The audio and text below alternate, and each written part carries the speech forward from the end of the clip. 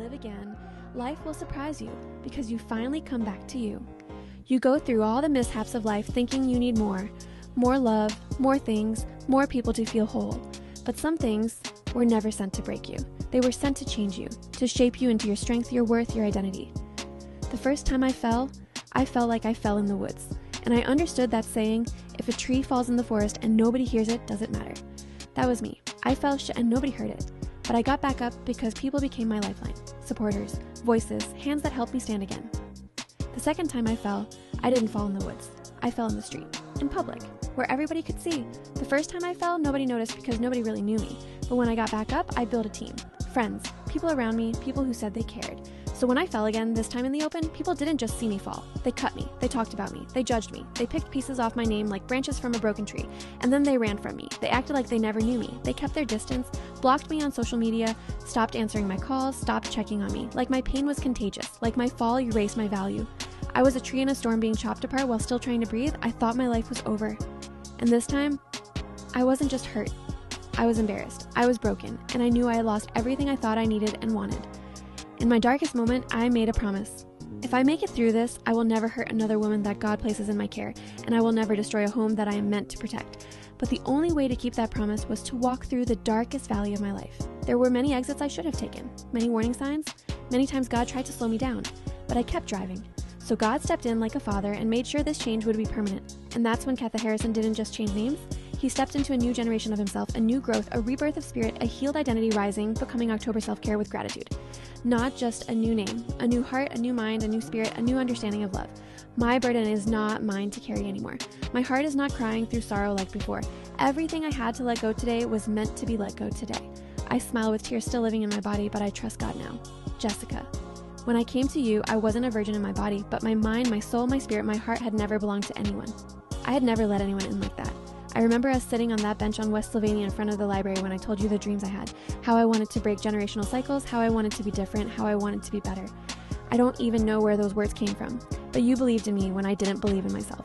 There were days my words made you feel like a beautiful woman, and there were days my control didn't make you feel valuable in our own home. I can't take that pain from you. I can only say I'm sorry.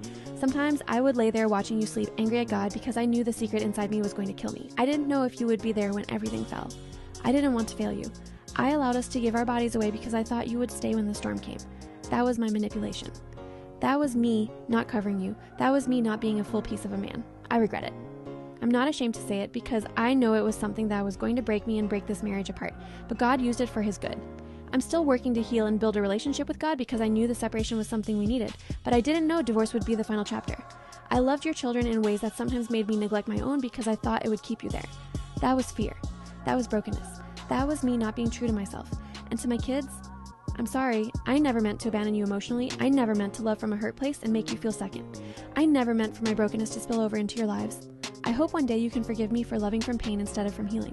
I know our relationship is not perfect right now. I know there may be distance, but I hope the way I'm moving now, the way I'm growing now, the way I'm choosing differently now will show you that your father is trying to be better, trying to heal, trying to love right, and I pray that one day we can build something stronger than what was broken.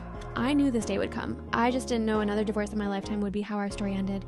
Your dancing, your joy, your loud, bright spirit. Some days that was the only thing that kept me living. And when you told me with that dancing heart of yours, it's hard for me to close that chapter. Some days I don't know if it's just a memory or something still alive in my heart, but to love again and to love the right way, I have to close it. Filing for this divorce is very challenging for me, but I know I have to do it. I'm ready to breathe again. I'm ready to live again. And now, October, God gave you another chance. Don't be foolish and make the same mistake by jumping into another relationship just to fill a void. I'm proud of you. You didn't go drinking, you didn't go smoking, you didn't run back into sex, you didn't hide yourself under temporary pleasure. You didn't look for someone to replace what you lost. You stayed quiet because you didn't want to repeat the same decision you made before. And that quiet kept you obedient to God. That quiet kept you humble within yourself. And now you're dancing.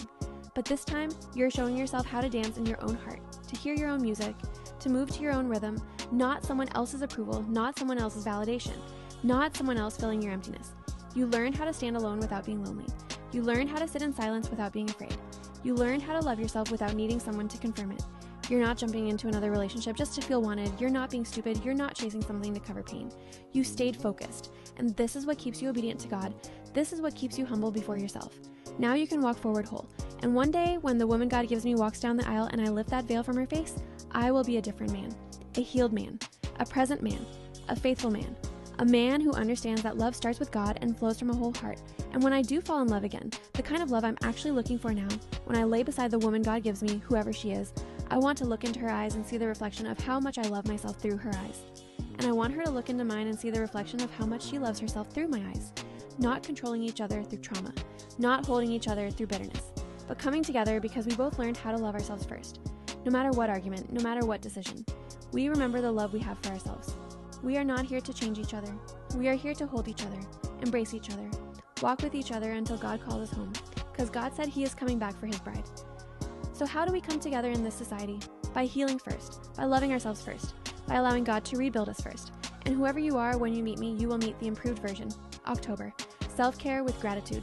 Peace in me, peace in you, and all of us can build again once we fall.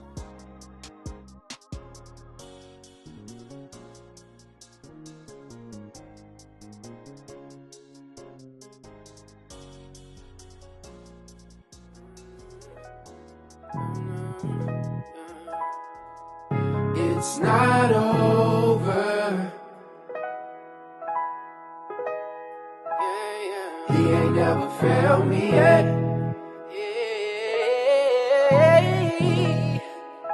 No, it's not over. No.